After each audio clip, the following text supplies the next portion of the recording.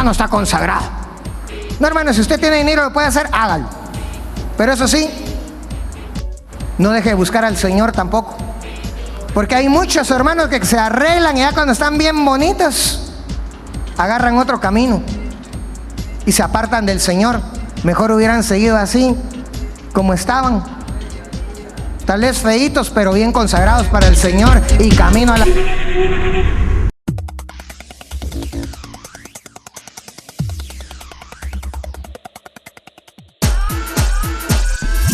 La Gran Comisión.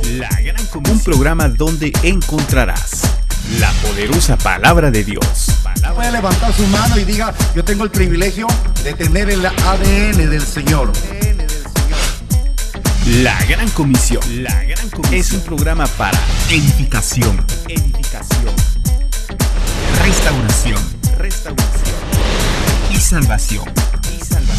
La Gran Comisión es presentado por Iglesia Cristiana Genezaret.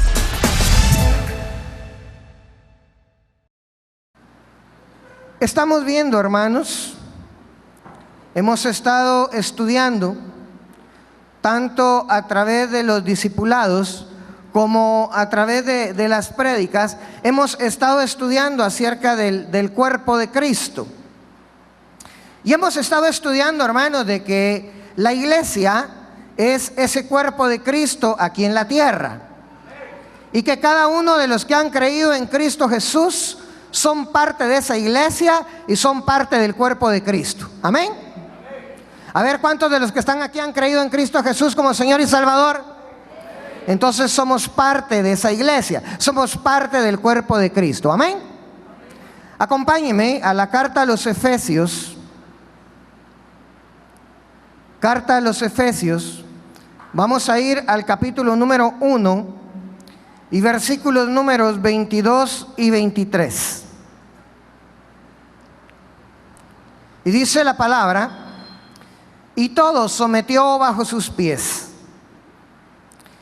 y a él lo dio por cabeza sobre todas las cosas a la iglesia, la cual es su cuerpo, la plenitud de aquel que lo llena todo en todo. Entonces, hermanos, hasta ahora hemos visto varios conceptos importantes que vamos a recordar rápidamente. Lo primero que vamos a recordar, hermanos, es que el concepto de iglesia es un concepto que fue inaugurado por Cristo Jesús. Eso lo vimos en el Evangelio de Mateo, capítulo 16, versículos 18 y 19. Vimos de que Pablo toma aquel mensaje de Cristo acerca de la iglesia, y Pablo, para explicarle y darle sentido al concepto de iglesia, hace una alegoría bastante simple, pero muy profunda y efectiva, comparando a la iglesia con el cuerpo de Cristo. Lo acabamos de leer en Efesios capítulo 1, versículos 22 y 23. Hemos visto también, hermanos, que la iglesia, como cuerpo místico de Cristo, debe ser a la imagen de su cabeza. Por lo que las cosas que Jesucristo vivió aquí en la tierra también son para que su iglesia las experimente también aquí en la tierra, puesto que la iglesia es el cuerpo de Cristo. Amén. Estudiamos, hermanos, que el cuerpo de Cristo tiene 3 etapas. Vimos que tiene un cuerpo físico que va desde su concepción hasta la muerte en la cruz y el holocausto total en las profundidades de la tierra. Vimos que también ese cuerpo de Cristo tiene un cuerpo glorioso que va desde la resurrección con un cuerpo totalmente transformado y glorificado, y que ahora está en el cielo sentado a la diestra del Padre. Y vimos una tercera etapa de ese cuerpo de Cristo, que es su cuerpo místico, que es el que está manifestado en su iglesia desde que el Señor Jesús ascendió al cielo, y es el cual hemos estado estudiando, empezando desde Efesios capítulo 1, versículos 22 y 23. La última vez cuando estuvimos estudiando acerca del cuerpo físico de Cristo, vimos que obtuvimos a través de ese cuerpo de Cristo varias bendiciones. Vimos que con el martirio de su cuerpo, nuestros pecados quedaron perdonados, quedaron cubiertos.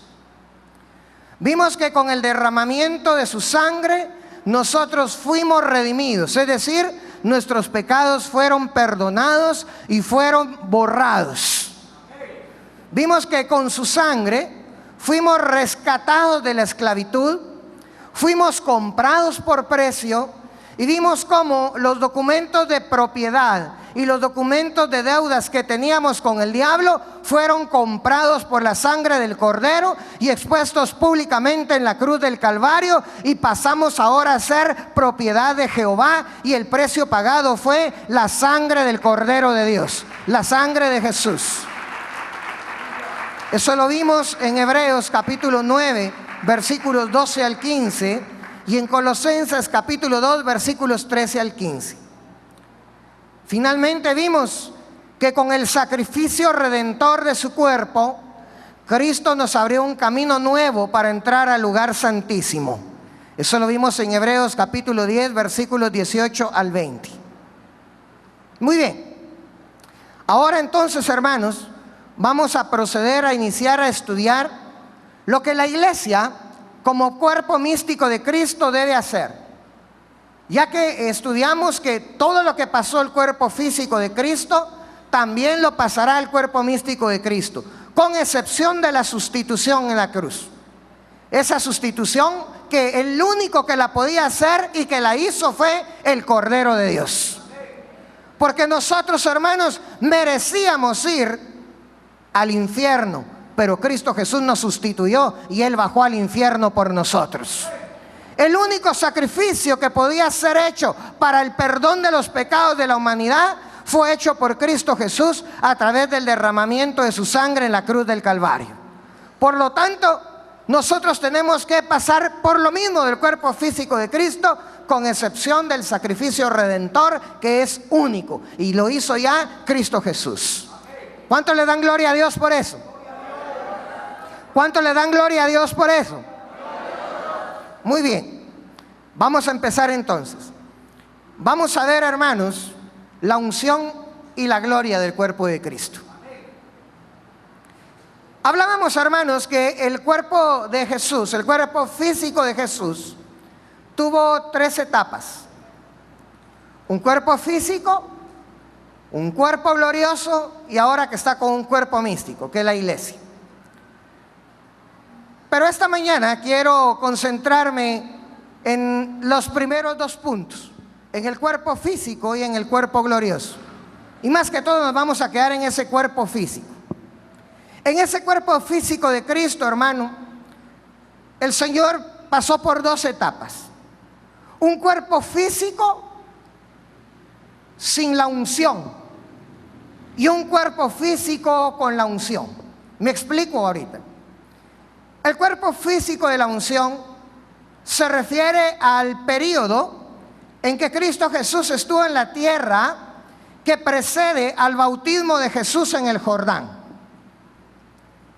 Ese periodo de tiempo, hermano, Jesús estuvo aquí en la tierra, y a pesar de que hay un gran misterio ahí, porque Jesús, a pesar que era Dios, el verdadero Dios, en un cuerpo de hombre, verdaderamente hombre, durante esta etapa hubo un periodo, hermanos, en que esa unción, ese poder que lo da el Espíritu Santo, no había estado operando activamente sobre él, lo cual no quiere decir que él no tenía el Espíritu Santo, porque él es Dios. Pero en el momento en que Cristo llega al Jordán, antes de iniciar su ministerio, va al Jordán, se presenta con su primo Juan el Bautista, y cuando Juan lo ve venir, hermanos, dice la palabra que él mira corpóreamente al Espíritu Santo descender sobre Cristo en una forma de paloma. Y en ese momento, ese cuerpo físico de Cristo recibe la unción que era necesaria para que ese ministerio glorioso de Cristo Jesús empezara a funcionar.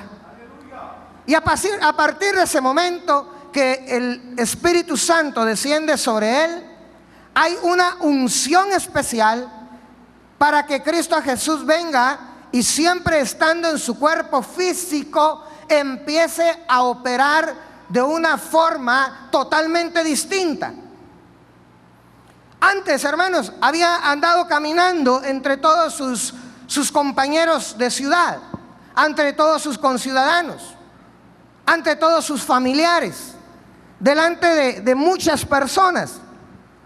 Sin embargo, nadie, exceptuando María, que había recibido un anuncio de parte del ángel que le había dicho que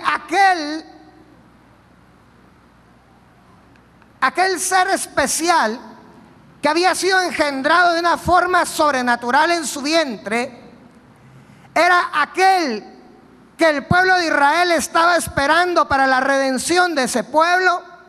Exceptuando de María, que había recibido ese anuncio, nadie más sabía que en aquel Cristo Jesús estaba el gran misterio de toda la historia de la humanidad.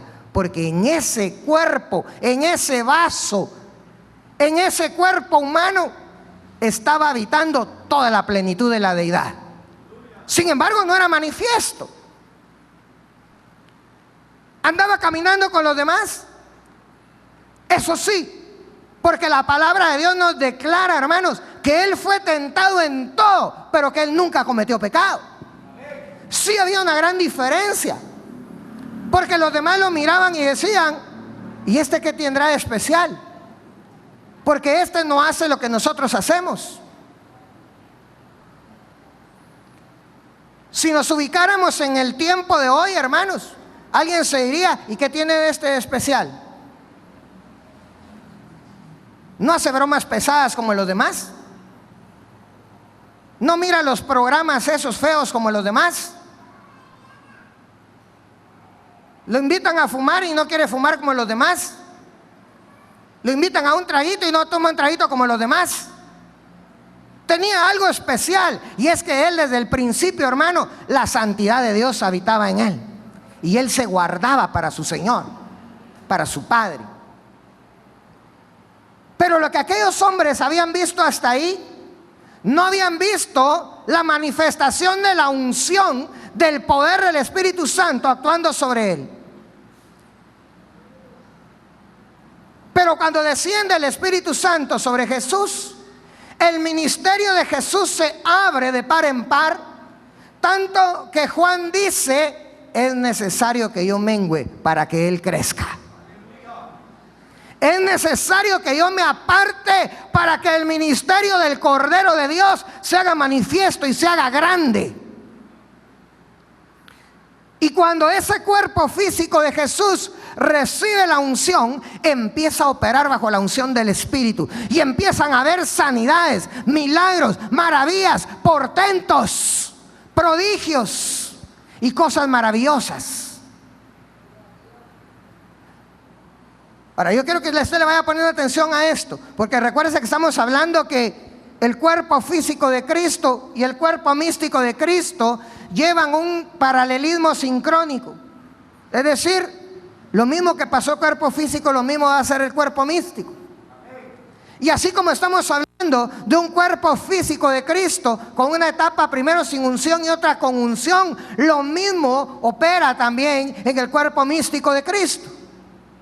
Ahora, ese cuerpo físico de Jesús con unción,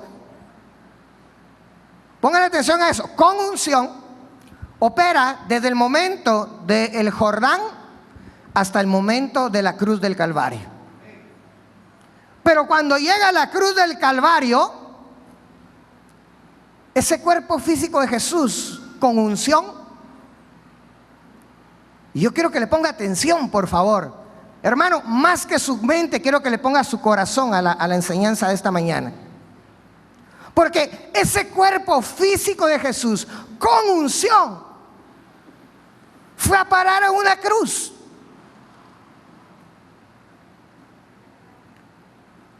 Hermanos, aquellos sacerdotes, aquellos escribas, aquellos fariseos, en su ignorancia y en su torpeza, no sabían ni siquiera lo que le decían a Jesús cuando le decían: si eres hijo de Dios, bájate de esa cruz. Claro que lo podía hacer.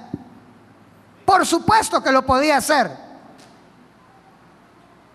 Pero ese cuerpo físico con unción tenía una misión que cumplir, y esa misión la tenía que cumplir muriendo ahí en esa cruz.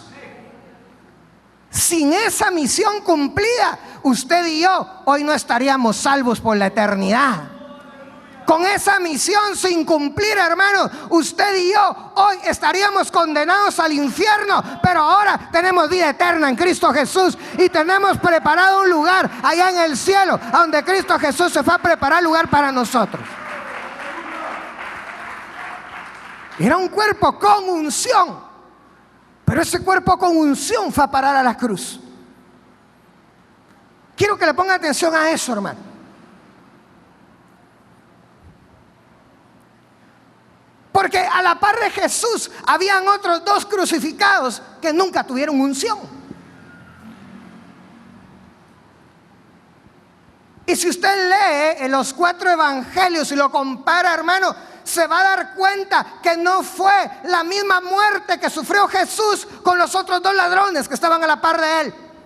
Fue muy distinto.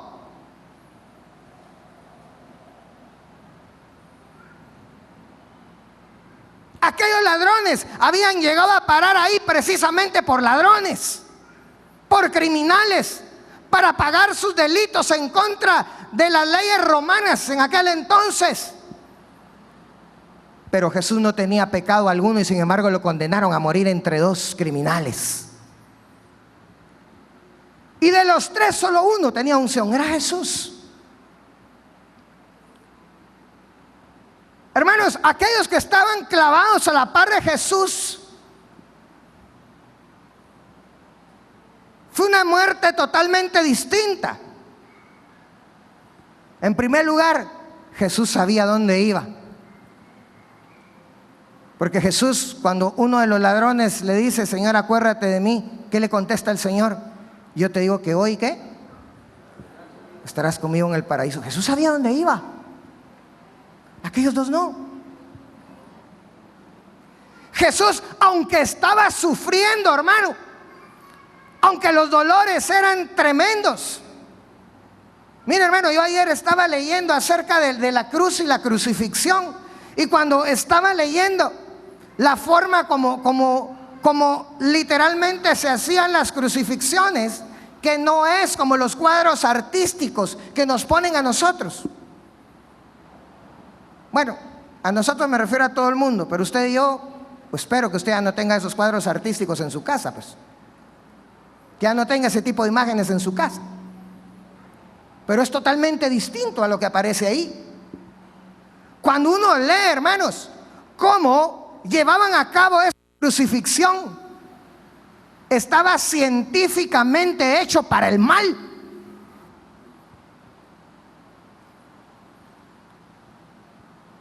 Estaba hecho, diseñada esa crucifixión de tal forma, hermanos, que garantizaba los dolores más tremendos. Pero no le quiero hablar de eso hoy, si no me voy a entretener, y ese reloj siempre corre y no se detiene. Voy a caminar un poquito más rápido. Hermano, entre esos 3 había uno que tenía unción. Ciertamente murió igual que los otros 3, pero ese se levantó glorificado, gloria a Dios. Mientras los otros 2 se fueron a donde se tenían que ir. Pero luego de eso viene el Señor y se levanta con un cuerpo glorioso que inicia en la resurrección y continúa todavía y continuará por la eternidad. Porque del Señor, nuestro Señor Jesucristo, ahora, hermanos, ese cuerpo glorioso, dice la palabra de Dios, que así como Adán traía un cuerpo terrenal, nuestro postrer Adán fue sembrado, pero salió con un cuerpo celestial, y ese está esperado también para nosotros, hermanos, los que creemos en el poder de la resurrección. Aleluya, gloria a Dios. Bueno, hermanos, entonces igualmente la iglesia, como cuerpo místico de Cristo, también pasa por esas mismas 3 etapas. Usted, hermanos, cuando conoce a Cristo Jesús, cuando usted está recién convertido, recibe a Cristo, recibe la salvación, entra a formar parte de la iglesia, entra a formar parte del cuerpo de Cristo.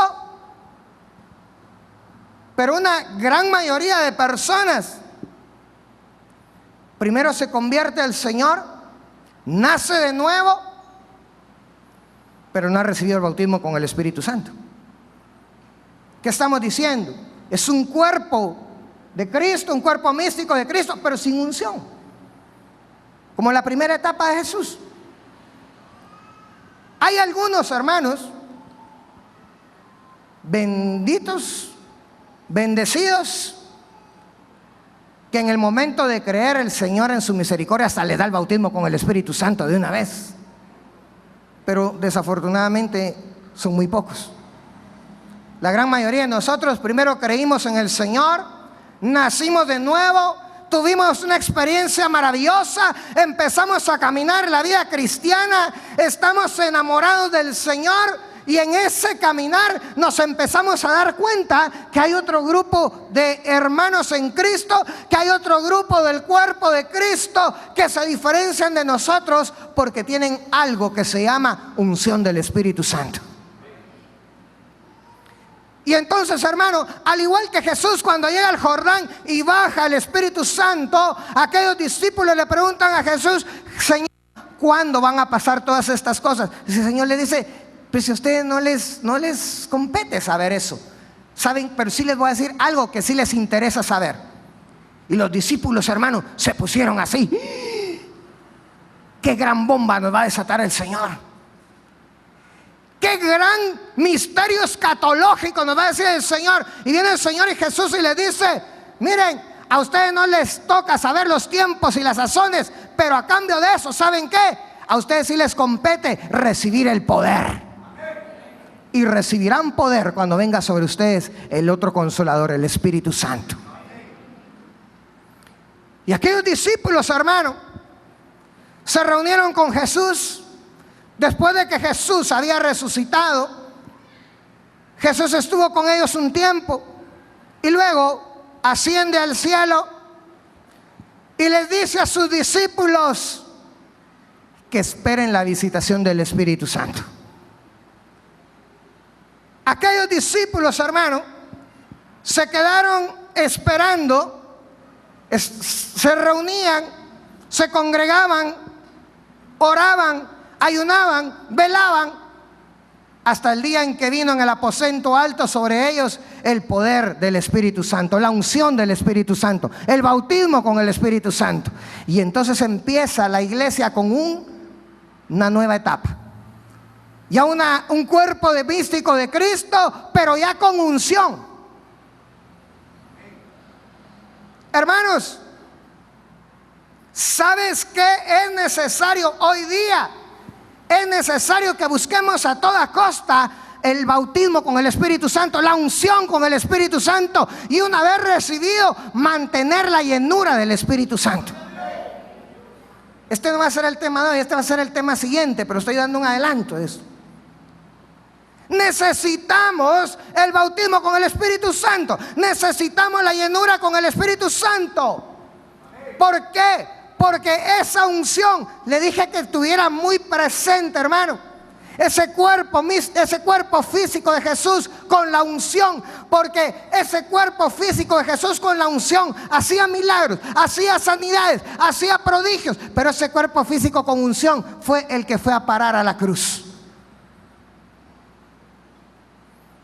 Y no se diferencia en nada el cuerpo místico de Cristo. El cuerpo místico de Cristo, hermano, el Señor Jesús dijo: y estas señales seguirán a los que creen en mi nombre.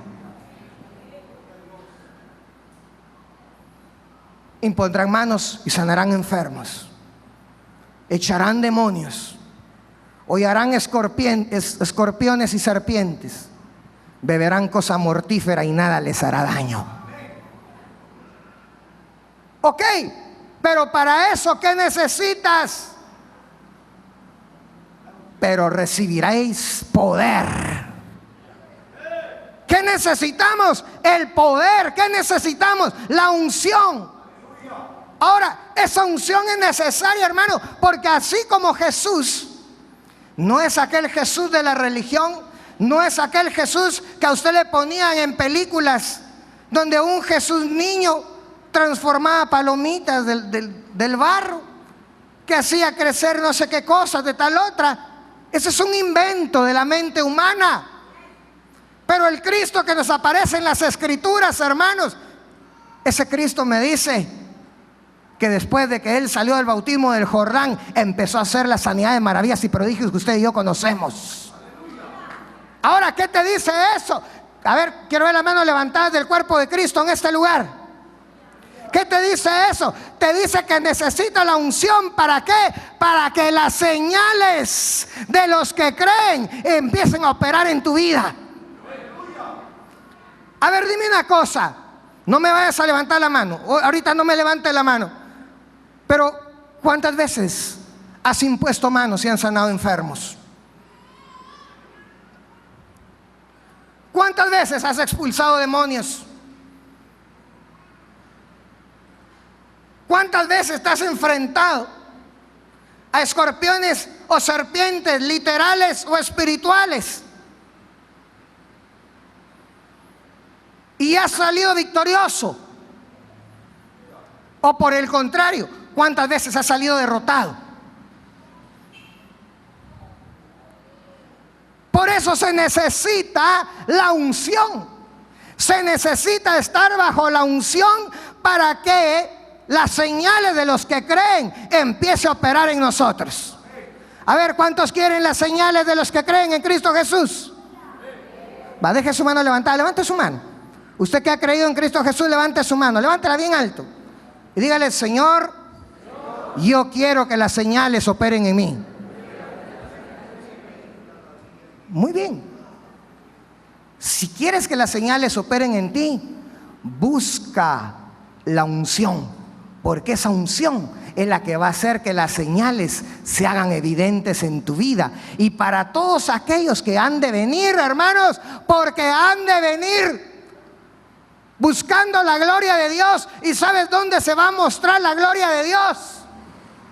Se va a mostrar donde haya un grupo de personas que le crean al Señor, que le crean a la palabra, que le crean al Espíritu Santo, y dejen que las señales empiecen a ser manifiestas en cada culto, en cada momento, en cada lugar donde nosotros estemos. Gloria a Dios. Entonces, hay un cuerpo místico sin la unción que va desde el momento en que es recién convertido hasta el momento en que recibe el bautismo con el Espíritu Santo. Y hay un cuerpo místico con unción desde el momento en que recibes el bautismo con el Espíritu Santo hasta... Aquí viene la situación. El cuerpo físico de Jesús con unción estuvo desde el Jordán hasta ¿dónde? Hasta que murió en la cruz. Amén. Ahora en el cuerpo místico de Cristo, ese cuerpo con unción va a estar desde el momento en que recibe el bautismo con Espíritu Santo. ¿Hasta cuándo? Hasta el momento en que se oiga la final trompeta y sea levantado y arrebatado, porque en ese momento ahí se acabó el cuerpo místico glorioso, físico, el cuerpo místico con unción, porque a partir de ese momento te van a transformar, y al igual que Jesús te van a dar también un cuerpo glorioso para que tú también puedas participar, como dice la palabra, de la naturaleza divina. Cuando seas arrebatado, serás transformado, serás glorificado y habrás pasado por la tercera etapa del cuerpo, al igual que Cristo Jesús. Amén. Pero ahora, le pregunto una cosa. Para que Cristo Jesús llegara al cuerpo glorioso, ¿qué tuvo que pasar antes? ¿Ah? Ajá. ¿Qué pasó? Ya me dieron 3 veces la respuesta correcta, pero así tímidos. Yo quiero que algún valiente lo grite, lo diga en voz alta. ¿Qué tuvo que pasar antes de ser glorificado? ¿Murió en la cruz? ¿Sí o no? Amén. O sea, que el cuerpo físico de Jesús no hubiera pasado a un cuerpo físico con unción, a un cuerpo glorificado, sin que antes pasara por la muerte en la cruz. Es la misma situación que va a tener que pasar la iglesia de Cristo, solo que hay una diferencia. Porque ¿sabes por qué? Porque para que tú seas participante de ese arrebatamiento, para que tú tengas participación en la transformación gloriosa de ese cuerpo, ya sea que antes hayas muerto o que estés vivo y en un abrir y cerrar de ojos seas transformado, tiene que llegar un momento en que tú puedas decir como Pablo: ya no vivo yo, Cristo vive en mí. Ahora, para que ya no viva yo, para que yo desaparezca, tiene que pasar algo importante. Y eso es lo que vamos a ver en este momento. Y si el tiempo nos perdona y podemos avanzar rápido, vamos a ver si lo podemos terminar hoy mismo.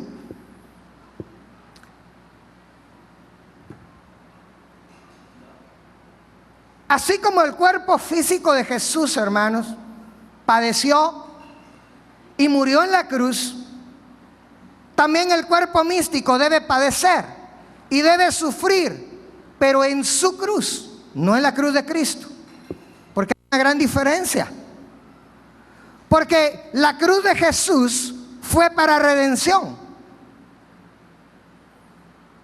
mientras la cruz de la iglesia es para consagración. La cruz de Jesús, en su cuerpo físico, hermanos, con esa unción, con una misión, la de morir en la cruz para redimirnos de nuestras culpas, para librarnos del destino del infierno que nos esperaba como justo pago por nuestros pecados. Esa cruz de Jesús, lo primero que hace es que nos reconcilia con Dios.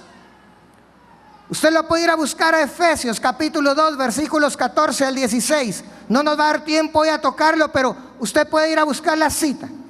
La cruz de Jesús nos reconcilia con Dios. La cruz de Jesús, hermanos, cancela nuestras deudas. Lo puede encontrar en Colosenses capítulo 2 versículos 13 al 15. La cruz de Jesús nos da paz para con Dios. Lo puede encontrar en Colosenses 1:20. En resumen, la cruz de Jesús nos da perdón de pecados, nos redime de nuestros pecados.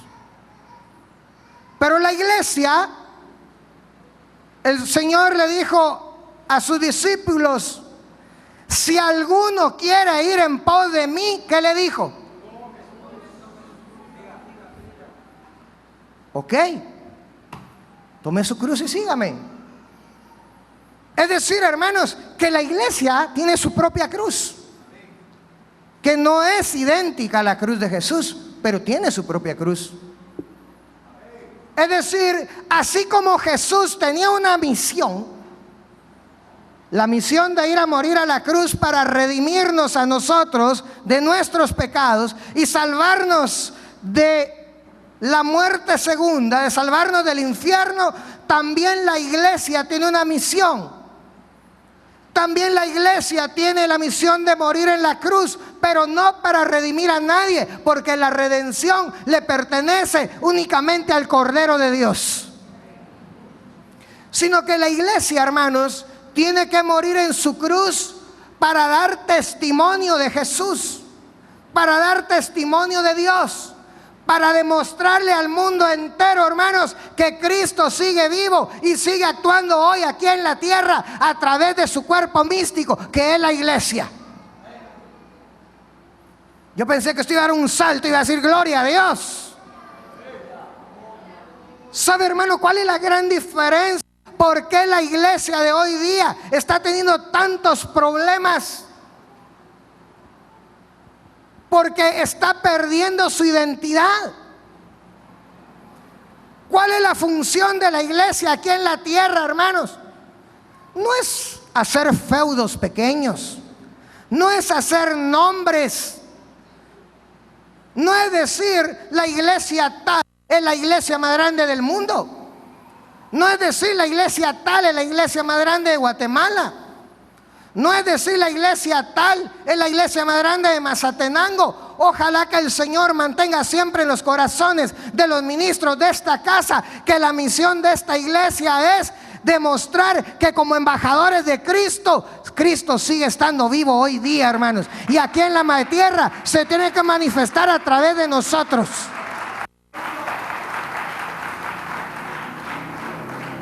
Hermanos, cuando los antiguos miraban venir a Pedro, miraban venir a Juan, miraban venir a Pablo, miraban venir a Felipe, ¿qué decían?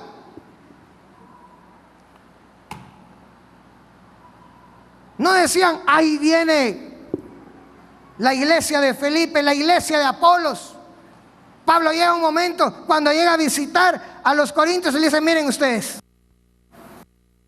aquí no se vale que digan, yo soy de Apolos, yo soy de Pedro, yo soy de Pablo. Nosotros somos de Cristo.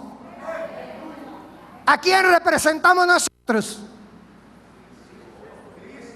¿A quién representamos nosotros? Lo voy a decir con amor para mi pastor, pero nosotros no representamos al hermano Antonelli Rodas. No representamos al pastor Antonelli, no representan a Kenneth Anleu, no representan a Mario Morales, no representan a Julio Arriaga, no representan a nadie de aquí. Ustedes representan a Cristo Jesús. Ustedes son embajadores de Cristo Jesús aquí en la tierra.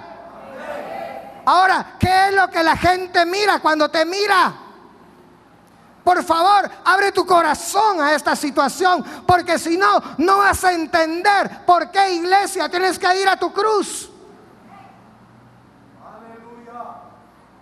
Y es que cuando te miran, no miran a Federico Pérez, no miran a Paloma Guzmán, no miran a ninguno de esos. Cuando te miran, ¿qué miran?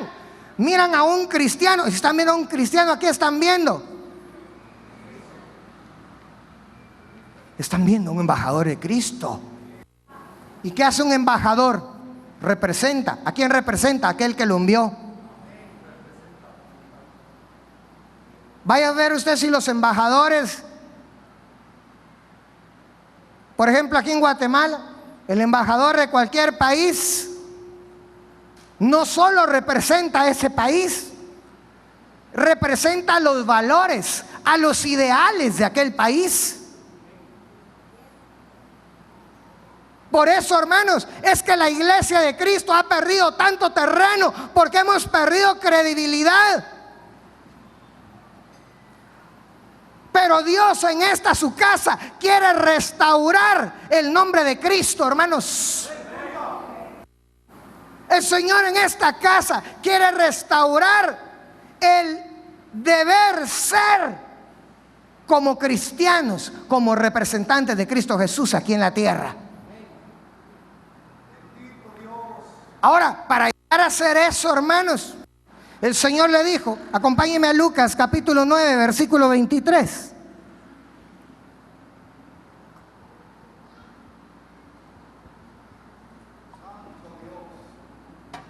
Lucas 9, 23. Y decía a todos, si alguno quiere venir en pos de mí, niéguese a sí mismo, tome su cruz cada día y sígame. Ahora, mire, hermano, un versículo tan pequeño involucra todo el caminar del cristiano.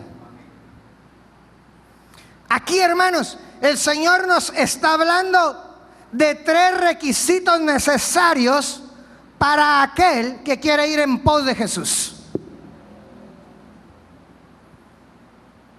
Y yo quiero que le quede esto hoy en su corazón, hermano.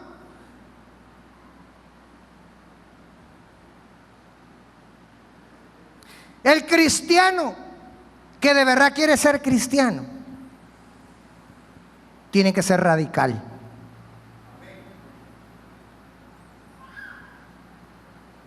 El Señor no acepta términos medios, hermano. Hubo una iglesia que pensó que podía estar en el término medio. Ni quedo bien con Dios ni con el diablo. Dijo, me quedo en medio. ¿Y qué le dijo el Señor? Te vomitaré de mi boca. Uy, qué tremendo. Que el Señor nos libre de estar en esa situación, hermano. La iglesia de Cristo tiene que ser una iglesia radical, hermano. Que sepa que por lo menos hay 3 requisitos que el Señor está esperando de usted. Primero, negarse a sí mismo. Segundo, tomar su cruz. Tercera, seguir a Jesús. Pretender seguir a Jesús sin negarse a sí mismo o pretender seguir a Jesús sin tomar su cruz es una decisión pusilánime, hermano. Es una decisión a medias. Como que no tienes seguridad de si realmente quieres seguir a Jesús o no.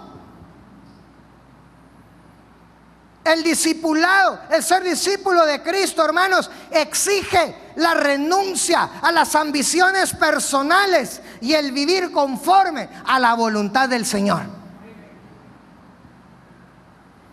Querer seguir a Jesús solo por las glorias, querer seguir a Jesús solo por las sanidades, querer seguir a Jesús solo por los milagros, querer seguir a Jesús solo por pertenecer a una iglesia y que cuando llegue el tiempo final yo sea librado del infierno. Eso es para admiradores, no es para discípulos.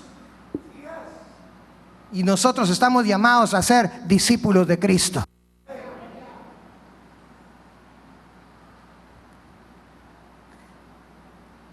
Espero que no se me estén asustando esta mañana, hermano. ¿Cuántos le pueden dar un gloria a Dios todavía? ¿Le puedo dar un aplauso al Señor?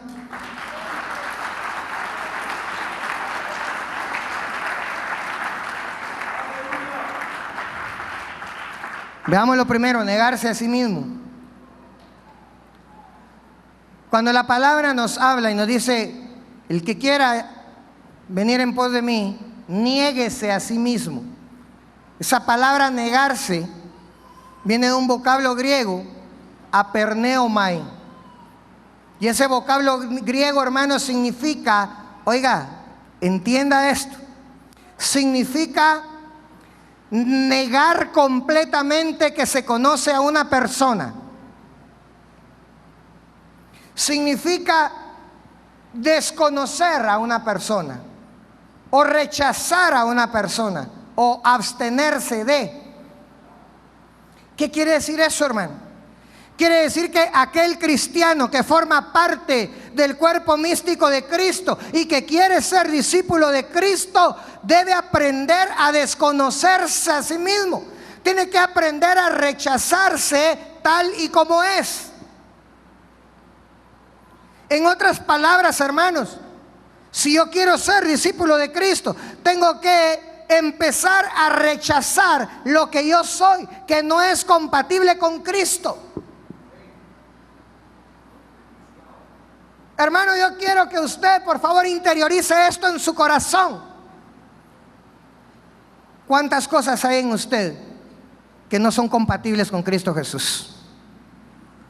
¿Cuántas cosas hay en usted que no son del agrado del Padre? Negarse a sí mismo significa rechazar eso dentro de mí. Negarse significa también abstenerse, es decir, que yo debo empezar a abstenerme de todo aquello que no se parece al cuerpo físico de Cristo. Porque yo como cuerpo místico de Cristo debo dar la imagen de aquel que me llamó. A ver, ¿cuántos de los que están aquí están llamados a tener la imagen de Cristo? Entonces debo empezar, hermanos, por abstenerme de aquellas cosas que no me permiten alcanzar la imagen de Cristo. Mire, todo lo demás es superficial, todo lo demás son solo palabras. Lo voy a poner como ejemplo, no lo va a tomar nadie personal. Yo puedo cantar muy bonito, yo puedo predicar muy bonito, puedo enseñar muy bonito. Pero si yo me permito los lujos que la carne me pide,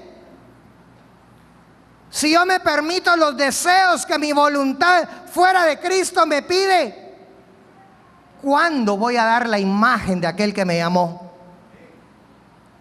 ¿Cuándo voy a hacer la voluntad de aquel que me llamó? ¿Cuándo voy a ser agradable a aquel que pagó carísimo por mi rescate? Negarse a sí mismo en el contexto de la teología de Cristo, hermanos, no es tampoco un acto masoquista. No significa que no se ame a sí mismo, sino que lo que exige es la negación de esos deseos de la vida material para estar dispuesto a ir en pos de Cristo. Mira, hermano, hoy estamos en la segunda década del siglo XXI.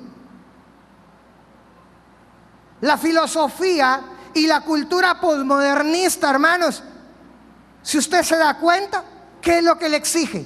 El culto a la belleza. Hoy, hermanos, medio mundo está gastando hasta el dinero que no tiene por ir a los gimnasios para verse bonitos. Hoy medio mundo de las mujeres están hasta empeñando hasta un año de trabajo para pagarse la inyección para quitarse las arrugas de los párpados, de las comisuras labiales.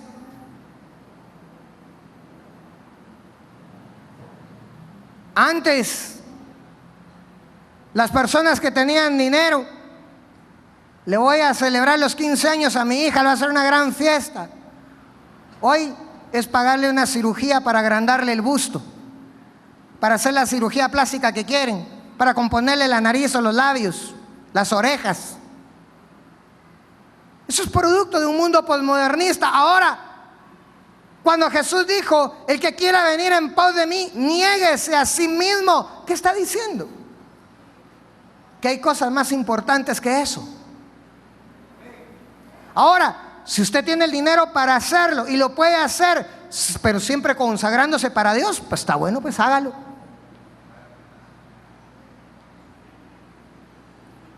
Tampoco vamos a ser legalistas y le vamos a decir a todo el que se haga la cirugía plástica aquí, ya no está consagrado.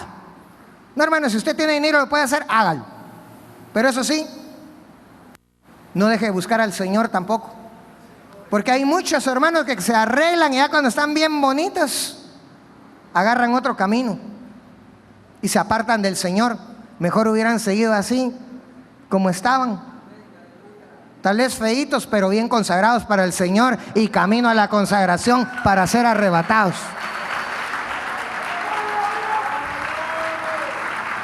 Este mundo posmodernista, hermanos, ya lo más importante ya no es la honorabilidad, la rectitud, la honradez, sino lo más importante, o quien es más importante, es el que tenga la mejor posición económica, el que tenga la mejor clase social, o el que tenga el mejor puesto político.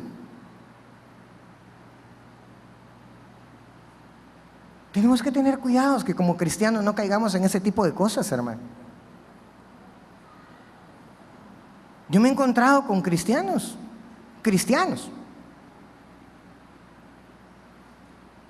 han confiado en aquel que llegó por elección a algún puesto político. Dicen, no, es que hoy sí con fulano de tal, yo trabajé en la campaña, y estoy hablando de cristianos, yo trabajé en la campaña de fulano de tal para que me dé un buen hueso, dice, para que me dé un buen puesto.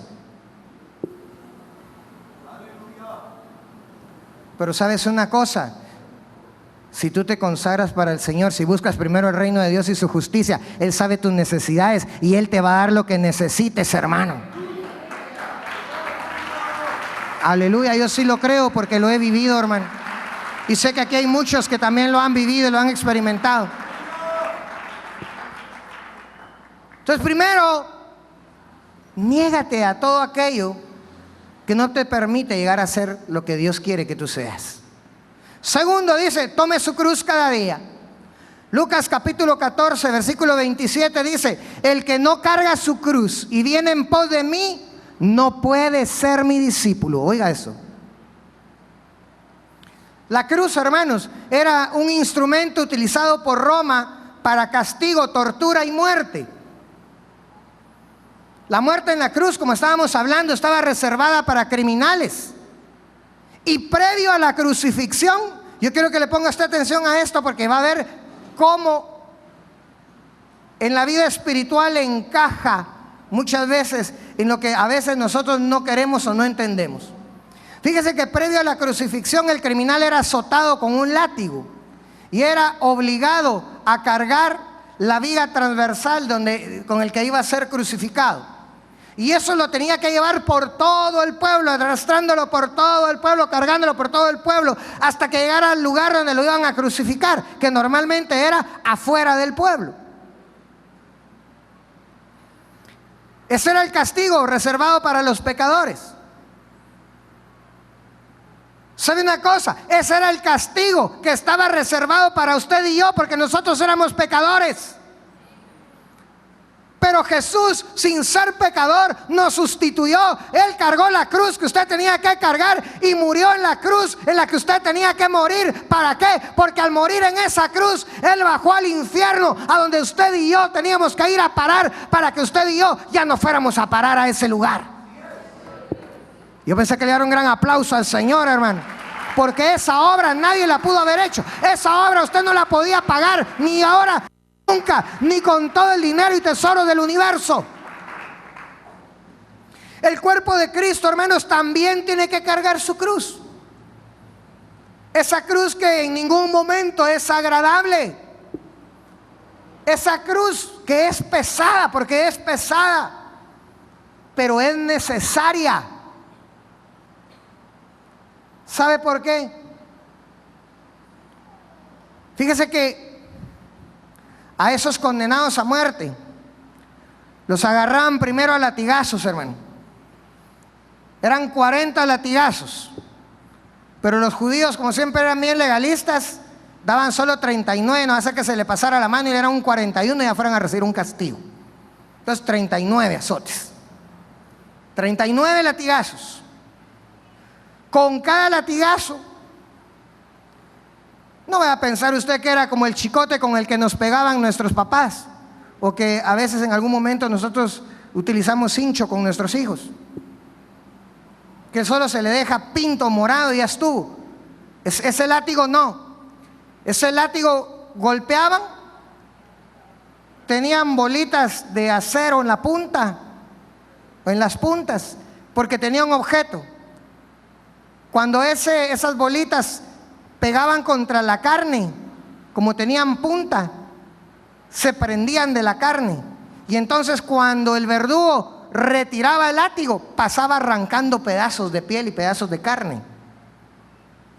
Y entonces esa persona a la que estaban latigueando, hermanos, empezaba a sangrar. Y empezaba a sangrar de las heridas que le estaban dejando en la espalda. Y eran 39 de esos latigazos. ¿Se imagina usted lo que sufrió Jesús?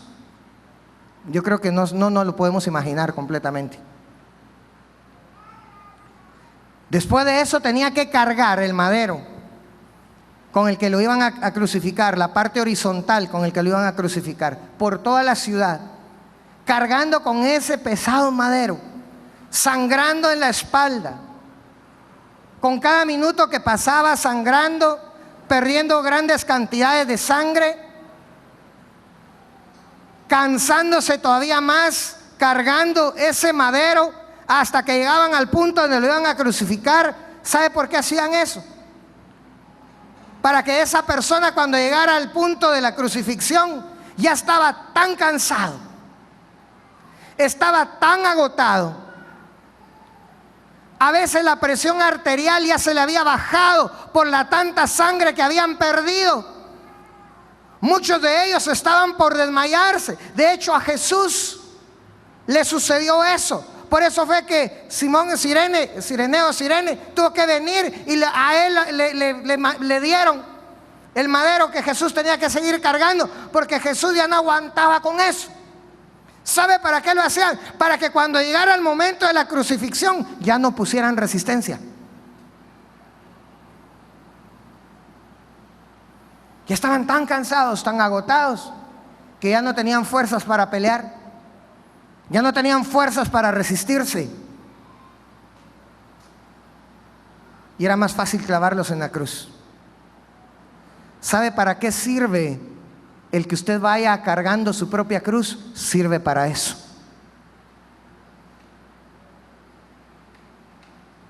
Porque ¿sabe qué pasaría si hubieran dicho crucifíquenles? Los llevan así enteritos a la cruz. ¿Se imaginan cuando le estaban estirando el primer brazo y le estaban poniendo el primer clavo? Si hubiera tenido todas las fuerzas para pelear, imagínense qué gran resistencia la que hubiera puesto. Le hubieran tenido que agarrar entre 4, 5, 6 soldados. Hubiera sido una tremenda lucha, una tremenda pelea. Y yo quiero que usted entienda esto. ¿Sabe por qué? Porque hay muchos que no quieren cargar su cruz, y por no querer cargar su cruz, de todos modos van a llegar al momento de la crucifixión, y por eso es que les duele tanto cuando van a ser crucificados en algo. Es más fácil que vayas cargando tu cruz. Es más fácil, hermano, que las enfermedades o los problemas o las situaciones de la vida que se conviertan en tu cruz te vayan quitando las fuerzas, la resistencia.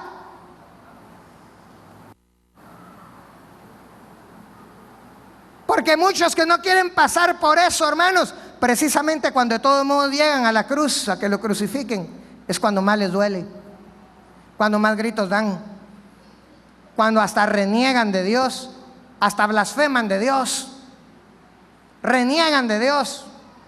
Y muchos terminan yéndose del evangelio porque no aguantaron la crucifixión, porque nunca quisieron cargar su cruz.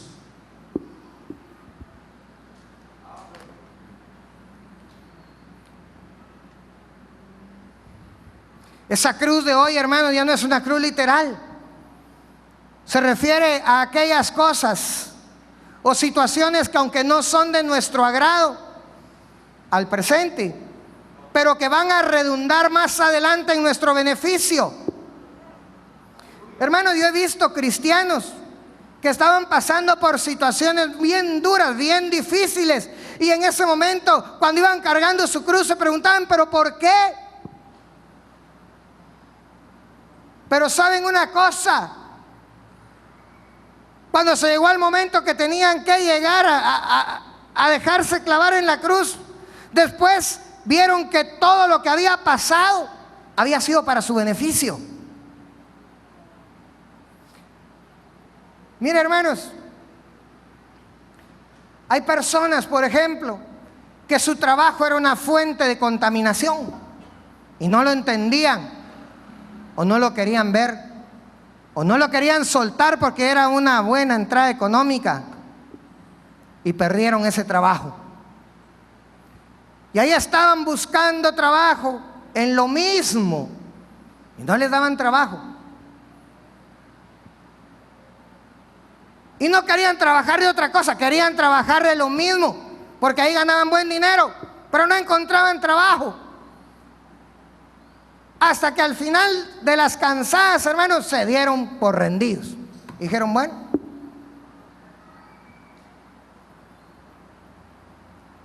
y hasta en el momento en que se dan por rendidos, porque esa era su cruz, hasta que se dieron por vencidos, hasta que murieron en la cruz.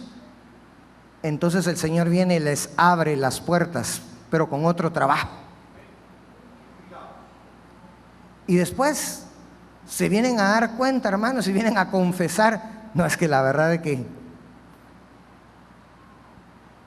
ahí donde yo estaba era tremenda esa. Y algunas personas así lo dicen, pero yo era necio. Pero el Señor me tenía otra cosa mejor, una cosa más grande. Aleluya.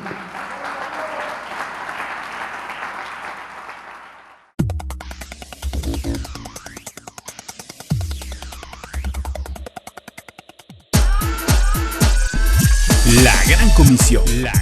Un programa donde encontrarás la poderosa palabra de Dios. Puede levantar su mano y diga, yo tengo el privilegio de tener el ADN del Señor. La Gran Comisión. Es un programa para edificación, restauración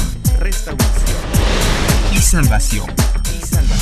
La Gran Comisión es presentado por Iglesia Cristiana Genesaret.